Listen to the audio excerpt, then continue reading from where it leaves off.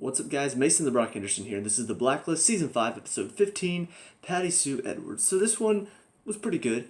I really enjoyed the main story for this one, the actual Blacklister, because, I don't know, it was a very good, well-written story. You know, you got a woman whose husband was apparently falsely accused of taking, was it opioids? Yeah.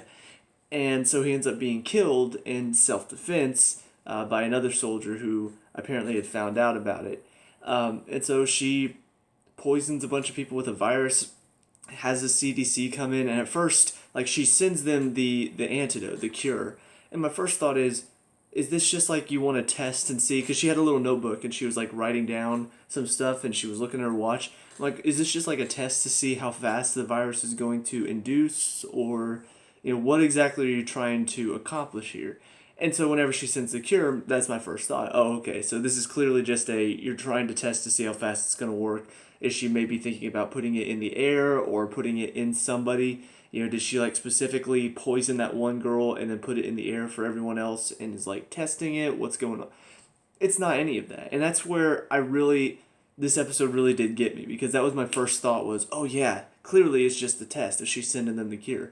But as it turns out, she actually wanted them to upload the people's like DNA and blood after they got poisoned with the virus, because she apparently altered the virus to where when they uploaded it, it hacked in to the CDC servers. That's really clever. It is a little bit like, okay, how is that even possible? Is that even possible? To put a virus, a computer virus into somebody's DNA, so whenever it gets uploaded, it hacks in. Like, is that actually possible? But I mean, it is very, very cool to think about. It's like, that is a really clever way of doing it. Ultimately, though, she's trying to hack into, I guess it was the CDC. I'm not sure why they had this one guy's DNA or whatever on file, or where he was, but she's trying to track down the guy that had a hand in her husband's death, because she wanted the truth about what happened. Because it turns out her husband didn't do it at all. He actually found out about the guys who were taking the opioids, and then they killed him off and then pinned it all on him to get away with it. So that's what she was trying to figure out, and I guess the CDC had the records for one of the guys. It was ultimately ended up being the guy who actually pulled the trigger, but he was just one of the few guys who were responsible for it.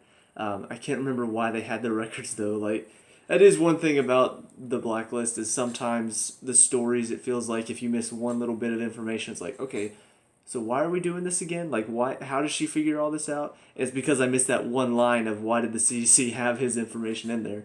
But anyway, so they managed to, she does track down the guy, she infects him with the virus, but then he breaks the cure that she had. She had in this inhaler. And so he manages to fight her off, grab the gun, but then breaks the cure. So now they try to go get it. Wrestler and the team show up and pretty much say, look, we'll get you the cure, but tell the truth about what happened. So he finally does. And then her husband ends up getting, a send-off, the military send-off for whenever a military person dies. What's it called? The something gun salute, or I don't remember what it's called now. But, it's just, he finally gets the honorary send-off instead of, everybody thinking he's a traitor and was being a thief. So it was a nice little story. On the other side of things, we see Reddington he's got a business that apparently is about to be audited, which means it's going to be shut down. And it's a business, it's that one pet store that he's been, I can't remember exactly what he's been selling out of there, or if we even know what he's been selling out of there. But for some reason, he's got this pet store up and running. And it's been part of his business. It's been part of where he's been getting his money from. But of course, if the IRS goes in and audits it, well, then it's going to be shut down because it's not technically legal. So he tries to get to this IRS agent that's going to shut it down, and finds out, okay, so what do I need to do to get you to not audit this? And the guy's like, well, my son's always wanted to go to Davenport. So then he goes and talks to the guy who apparently is head of admissions at Davenport. And he doesn't really like this IRS agent guy, so that's why he's not letting his son in. And so Reddington does all this stuff to work it to where this guy's son gets into Davenport, but then as he tells him, he's like, look, I'm sorry, but I'm not the IRS agent on it anymore. They switched it over this morning. And we do see a little bit of, Reddington still has that, what's the word I'm looking for? It's not necessarily like evil side, but it's very much a cutthroat side to him. where the guy no longer has any use to him, and so he takes back the Davenport shirt, and he's just like, I'm sorry too. So he's not going to help his son get into Davenport anymore. I'm just like, that is the part of Reddington that I still think makes him ultimately a bad guy. We do see from time to time he does do nice things for, not necessarily good reasons. And then he does some bad things for some good reasons as well. But in this situation, it kind of feels like, just because this guy got reassigned, it's almost like, well, now you're of no use to me anymore, so screw your son. He does not get into the college you want him to get into anymore. And it's just kind of like, it's not really his fault. It's not like he asked to be put on a different case or anything. It's just they took him off of it. So I was a little bit disappointed in Red for that one, but ultimately he has that arsonist guy that he helped out a few episodes ago. He has him go into the IRS's, I guess, records room and catch fire to everything in there and make it look like it was an accident. So that way they don't have the records anymore, which means the audit on this pet store has been put off indefinitely, so they can manage to keep it open for now. So he manages to get what he wants, but like I said, I'm still just a little bit disappointed in him in that one scene. And then we get to the final story, which is Singleton working with Elizabeth and kind of with the task force a little bit. It starts off actually pretty funny because Reddington shows up at his house. And he's just like, he was sitting at the end of my bed, and he seemed really concerned about what type of mattress I was sleeping on. Because that's who Reddington is. He goes in to threaten the guy to make sure he's not going to say anything, and then he asks him, what type of sheets do you sleep with? But pretty much they do ask for his help. They ask him to go to the head of his task force and say, look, we're going to try to talk to Navarro. If somebody shows up, then it'll prove that we've got some sort of mole in there. And so this guy shows up, nobody that they recognize, but they do manage to intercept his call and find out where this burner phone that he was talking to is. And that's when Liz calls Singleton and says, look, we have the address, it's at such and such place. And he's just like, call the burner phone now. And he's at his task force office. She's like, it's at the office, isn't it? He's like, call it now, I'll find out who it is.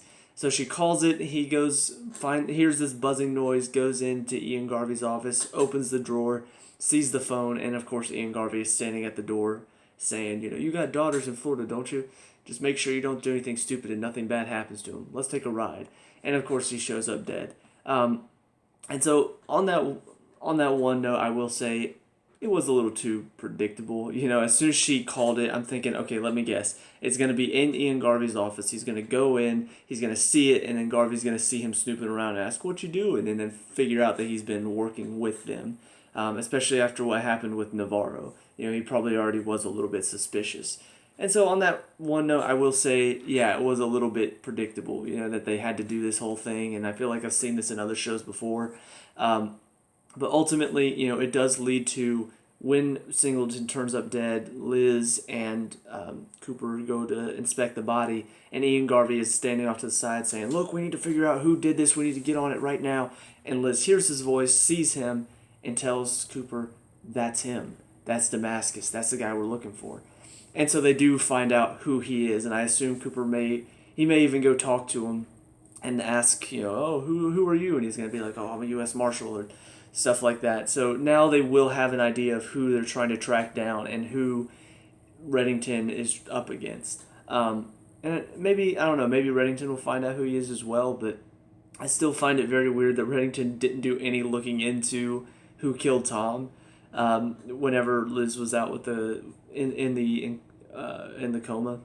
I still find that a little bit strange, but now things feel like they're starting to get moving. I'm not sure how many more episodes are left this season, but I assume it's going to start really picking up here soon. So really looking forward to seeing what's going to happen, and that's about it for this one. So I'll see you guys in the next episode in a few seconds. And now for episode 16, The Capricorn Killer, and just when I thought this show was running out of ideas, it all of a sudden throws a little quick one, and I'm just like, okay, yeah, that was interesting. And I'm saying that, not saying, oh, this season has been awful, but it does kind of feel like it's sort of running at a typical Blacklist pace. The whole Ian Garvey trying to stop him looks like they've got a clue to stop him, and then all of a sudden that gets cut off, and then Reddington has his motives, and he's kind of stepping in the way and doing things at his own pace because he wants to be the one to do it, even though it just feels like every season has a moment like this where Reddington steps in the way of the task force for his own personal reasons and either lies to them about it or pisses off Elizabeth in the process. It always feels like we have this moment where it's like, oh, Reddington, maybe he can't be trusted because he just stopped them from getting the witness and taking them to court, all to stop Garvey from, giving the bones away. So I am a little bit frustrated by that story. It's kind of like, why? Why are you going to do this again? Why do we have to have this whole... I get the fact that you're trying to stretch out the story to several episodes, and so one of the ways to do that is to have Garvey get one over on Reddington, and then Reddington gets one over on him, but it's at the cost of now they don't have a witness to identify Garvey for killing Singleton. It's a little bit frustrating. I think a better way would have been if Garvey had hired somebody to kill Singleton, and so that way the kid that they brought in, he doesn't identify Garvey, he identifies somebody else that Garvey hired. Well, now they can't use him. That would have been a better way to stretch it out instead of making Reddington the reason why they can't take him to court. It feels way too typical. It feels way too cliche for this show. So I'm a little bit disappointed with that. And on top of that, it feels a little out of character for Red this season. He's one of the things that he's been doing this season is it's been all about Elizabeth. The only thing has been the case. He hasn't told her what's in the case, but at the same time, he's still been doing whatever he could to help her get Garvey. And so, yes, I realize Garvey's going to release the case to the public, but, it's still, you're pretty much completely going against what Elizabeth is trying to do here. And, I don't know, it feels very strange for him to be all gung-ho about, I'm going to help Elizabeth, I'm going to help you get Tom's killer, I'm going to help you put him away. But then Garvey just threatens, oh, the case will get out. And all of a sudden he's like, oh, no, I can't let that happen. I've got to completely stop him from, getting the witness and killing him. And I don't know. It feels strange. It feels weird that they're doing this. So anyway, that was a little bit frustrating. But the main story for this one, the Capricorn killer, it was very, very interesting, obviously. It was such a well-written storyline because there are little twists and turns here and there. First of all, they bring back the Capricorn killer, and it's a cold case that Elizabeth used to work on, but they could never find him. Well, he shows up dead, killed in the way that he has killed several people. And so as soon as, I don't know, I don't remember when it hit me, but after they found out that the sword was not the same sword that the Capricorn killer used, it wasn't handmade, it was bought. As soon as they figured that out, I'm like, okay, so it's probably not the Capricorn killer, but if I had to guess, it's somebody that knows about his ways. And at this point, I'm still kind of like, okay, what is this person trying to do? And then we see he has somebody else and he's videotaping him for some reason. And then they go to the latest victim's house, talk to his family, and they're talking about, oh, he's such a good guy. And I'm like, okay, so that means he's probably the Capricorn killer. Because they go to search the barn and it's just becoming slowly obvious. I'm like, okay, yeah, he has a sword collection. It's clearly him, and he stopped killing because he got a family. Makes sense. But why did this guy kill him? And then all of a sudden they show this guy killing this other, sawing off his arm, showing him a videotape of himself. I'm just like, okay, this guy is likely a serial killer, right? And so whoever this person is killing other serial killers in the way that they killed other people. That's already interesting. It's interesting because, first of all, the FBI weren't able to figure out who these people were, but somehow this guy did. And the fact that he's killing them in this way, it also makes him a very interesting villain in this episode. And so they finally figure out who it is. We hear, I don't know, maybe I'm stereotyping a bit. I don't know why, but for some reason when I heard his voice, he sounded like a black guy. And so he's an African-American male. Wrestler ends up seeing him and finds out he's an African-American male. And so now, all of a sudden, there's only one African-American FBI agent that we've met in this episode. Could it be him? Turns out it's not him. And that was another thing that I'm glad that they did. Because if they had just made it that one guy that Liz has been working with, he even says, oh, I might think I was under suspicion. Except you didn't say good looking.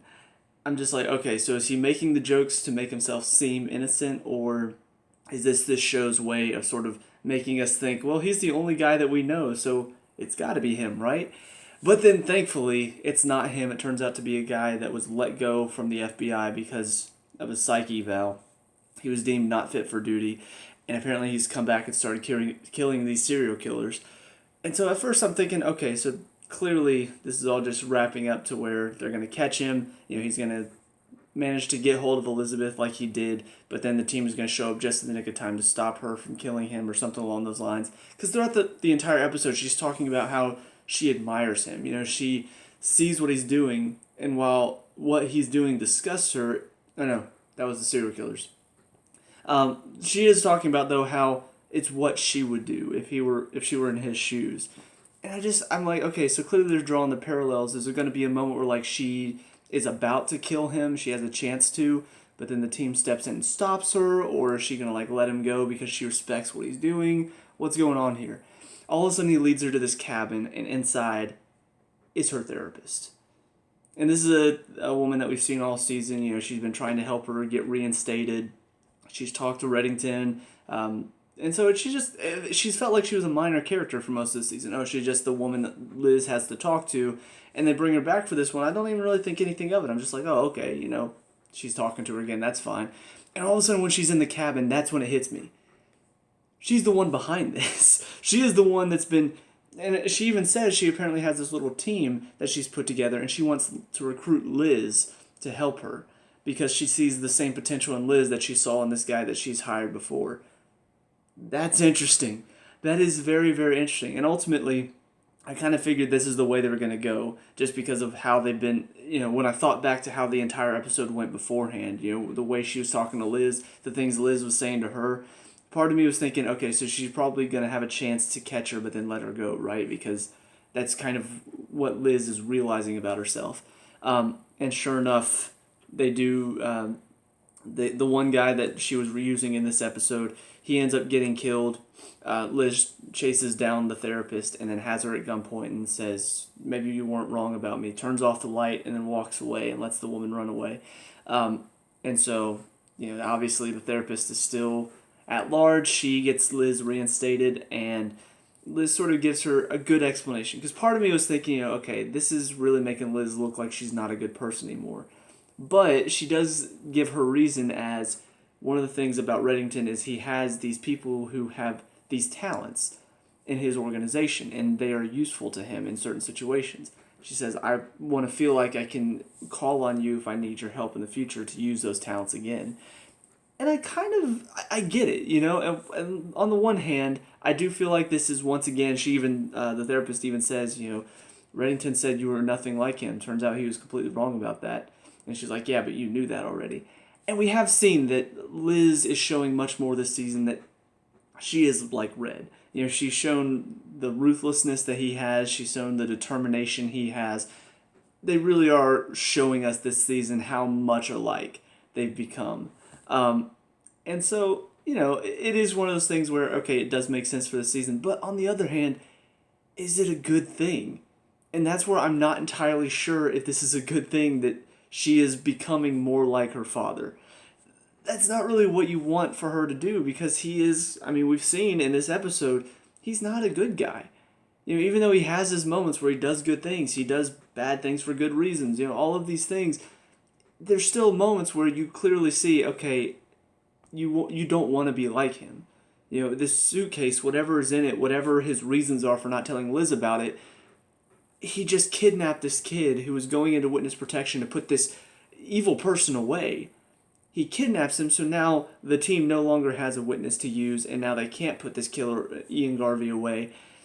And he's letting him walk free. And he even lies to Liz at the end of the episode. He said, don't worry, if I ever have Ian Garvey, I won't let him get away. He's not getting away from me. As Ian Garvey walks out of the building.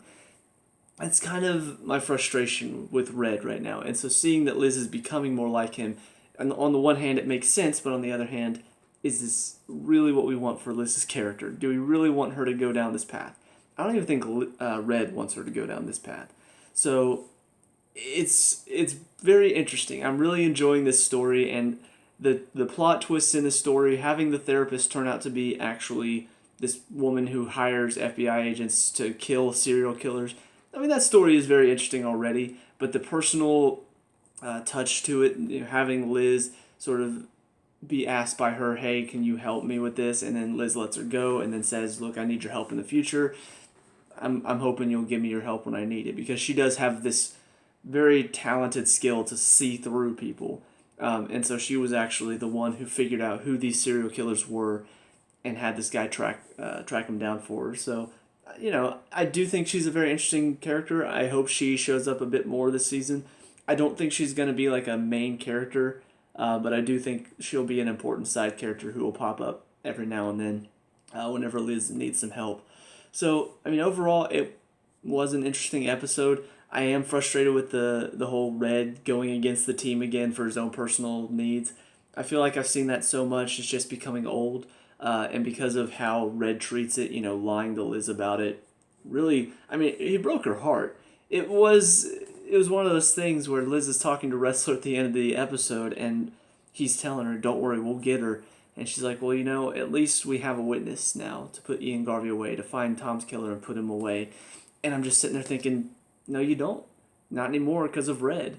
And he doesn't even tell her what happened. He lets her believe that Ian Garvey did it. And I'm sure at some point Garvey's going to say, Liz is going to ask him, so did you kill that kid? And Garvey's going to be like, what are you talking about? Red's the one that did it. He did it to protect the case from getting out. That's why.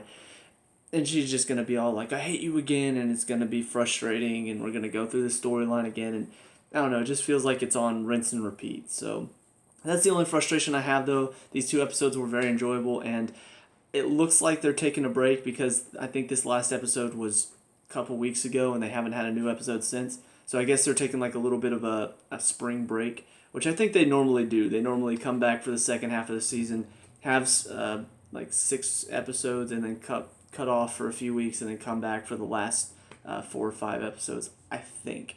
I could be wrong about that, but I think that's how they normally do it. So I'm looking forward to seeing how this season is going to end. Obviously, it does have my interest. I want to know why Ian Garvey is doing all this. What's in the suitcase? What's Liz's story going to end on? Is she going to be able to stop herself from going down this path of becoming Red? All these things are very interesting. So looking forward to it. Hopefully you guys are too. Let me know what you think down in the comment section below. What were your thoughts on these 2 episodes? Let me know. We can talk about and discuss all that good stuff. Leave a like and subscribe for future Blacklist reviews, and I'll see you guys in the next one. Peace out.